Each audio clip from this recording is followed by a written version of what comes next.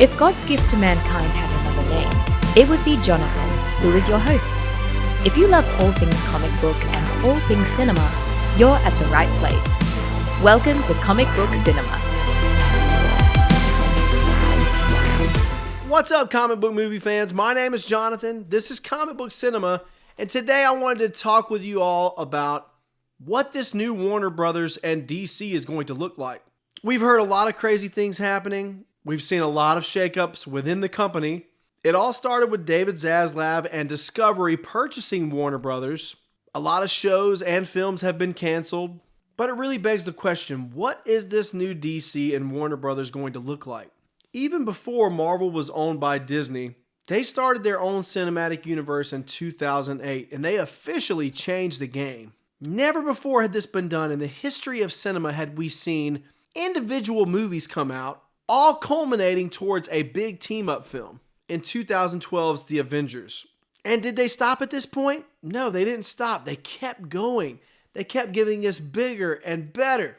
The better part is debatable, but what I'm saying is they kept expanding upon what they built with Iron Man in 2008 and kept making more and more epic films with more and more characters. Since Marvel's success in 2012 with the first Avengers film, lots of different studios have tried to replicate that formula. Rightfully so. Why would you not want to bring in the cash like Marvel has done over the years and average $1 billion per film? Of course, now in Phase 4 and leading into Phase 5, things have started to go downhill for the first time for Marvel financially in a long, long time. But the most recent example, Wakanda Forever almost made $1 billion. This film is by no means a flop, and it still made the studio a ton of money. Even films like Thor: Love and Thunder that were very controversial amongst most of the core fan base still made the studio a decent amount of cash. So Marvel by no means is a failure at this point, especially financially. I may not like the movies, you may not like the movies, but at the end of the day, they're still making money. And if they're still making money, they're going to keep putting these movies out. So now let's move over to DC and Warner Brothers and what's been going on with them since 2013. Well, I guess if we go back to 2011, the earliest example was 2011's Green Lantern. It's debatable whether or not they were going to try to start their universe with this film. Regardless if they were or not, though, this film was not successful at the box office and was critically panned. Then let's fast forward 2 years to Man of Steel. I personally love this film. I've probably said that 1,000 times on this channel in the past. But at the end of the day, it was very divided as far as fan reception. It made a decent enough amount at the box office, a decent enough amount for them to decide to continue on that path that they started on with Man of Steel. Which leads us to Batman vs. Superman. Batman vs. Superman, in my opinion, fell victim to them trying to cram too many storylines that were unnecessary to the plot of the film, and characters as well. I personally think that they could have done without Lex Luthor and Wonder Woman in that film and just kept it about Batman fighting Superman. Regardless of what my opinion of that film or your opinion is, at the end of the day, it did not make that much money at the box office, or at least as much money as the studio had hoped. And a lot of the fan reception for this film was even worse than it was for Man of Steel. Then we fast forward a few more years and we get Justice League, which ended up being a jumbled up mess.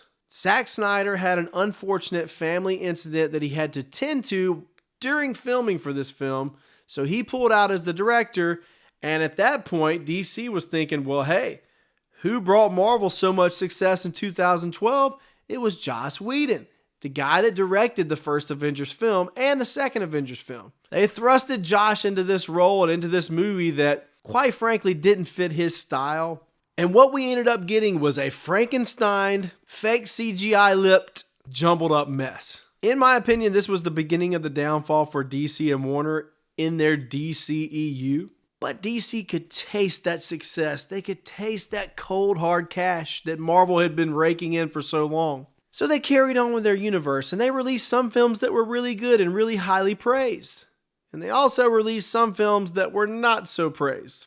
There was a lot of inconsistencies here with their universe, unlike Marvel's, which, for the most part, all the films up until the end of Phase 3 were highly liked by most audiences and critics. I also think that DC suffered a lot from studio meddling and executives trying to put their hands into the pies of director visions, of actors and castings and various other things. And at the end of the day, there were just too many cooks in the kitchen, and that's why we got a lot of these jumbled up messes from DC and Warner. Whether we agree with this or not, I think it's safe to say that their legacy and reputation were starting to become tarnished. For every Wonder Woman, we would get a Birds of Prey.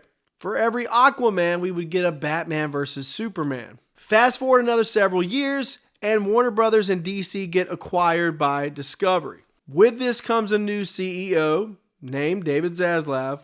At that point, David Zaslav begins to axe a lot of these future projects, some that were coming out way sooner than others, but he was axing CW shows, he was axing future big budget films, some films that weren't considered big budget, even though they might or might not have had a budget of 100+ mil.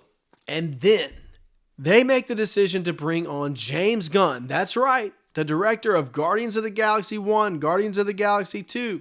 The guy that for a longest time Marvel was considering putting in a higher role for them and Disney. So after Peter Safran and James Gunn were brought into these roles, a lot more changes started to happen. We saw the axing of Henry Cavill as Superman. For a lot of fans, this was very controversial. We also saw that plans for Michael Keaton to have a more prevalent role in the DCU moving forward was pulled back. Gal Gadot's Wonder Woman 3 was canceled.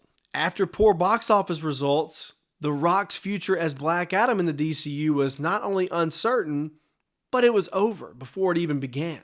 And it's very interesting to me that all these changes have been made, all these actors have been let go, but it seems as though they're keeping some actors and actresses. Margot Robbie is sticking around apparently as Harley Quinn. I like Margot Robbie as Harley Quinn, but I've talked about this in the past. If you're going to restart from scratch, you really need to restart from scratch. Change everything, do away with the old, give us the new, and do it boldly. Seems like they're just haphazardly giving us this new DCU. And at the end of the day, I gotta say that I haven't been filled with confidence in some of the things that I've seen from James Gunn. It's also crazy to me that they're considering keeping Ezra Miller in the role of the Flash. I know that's probably not really going to happen, but the fact that some executive would say that to Variety in an interview is crazy. At this point, it almost feels like favoritism. Like I said, keeping Margot Robbie and some of these other actors and actresses, but getting rid of some of the more beloved doesn't really make a whole lot of sense. I know that that's kind of the thing that James Gunn wanted to do. He wants to make a Superman film, a standalone Superman film about a younger Clark Kent and Superman, but it just doesn't make sense to me. As far as what this new DC universe is going to look like, I honestly don't know. We're obviously going to see a lot of changes, and we really won't start seeing the effects of James Gunn and Peter Safran in these leadership roles until at least a year from now. Don't forget the Shazam sequel and the Aquaman sequel were all under the Hamada leadership. And we're also going to get some planned announcements from Peter Safran and James Gunn supposedly this month, which might make the picture a little more clear. Here's my prediction. I'm not saying this is right. I'm not saying this is wrong, but here's my prediction. I think that James Gunn has too good of a mind for this industry and creatively to give us just complete and utter crap. It shows me a lot that Warner Brothers has finally decided to put someone in this Kevin Feige-esque role for Warner Brothers and DC. And if they can stick to this and not get gun shy after the first failure in this universe, which they might or might not have, then perhaps things will get better. I think that James Gunn is going to do a good job. I really do. I think that it might be a rocky and bumpy start. It already has been. But at the end of the day, like I said, he has such a great mind for this industry. We've seen him in the past be an excellent writer in films, an excellent director in films, but that's just my prediction. I think that in 3 years from now, maybe 4, DC and Warner Brothers' reputation will be better than it is now. Don't forget how excellent their reputation was back in 2010, back in 2008, in that Dark Knight and Dark Knight Rises era. They didn't release that many movies at that time, which really in that time, Marvel didn't either, but Warner Brothers and DC had an excellent reputation at that time. They had the Dark Knight trilogy, they had Inception. The studio, Warner Brothers, as a studio, just had an elevated reputation. I think that they can get back to that point, like I said, if they truly trust in James Gunn and let him steer this ship for a good 3 to 4 years. Sound off in the comments below. Let me know what you think. If you think I'm totally wrong, tell me why. I love having these debates. I love having these conversations. Thank you so much for watching. Make sure you like, share, and subscribe. Check us out on TikTok and Instagram at Real Comic Book Cinema. Check us out on Facebook. You can also find us in podcast form on Spotify, on Amazon Music, iTunes, just to name a few.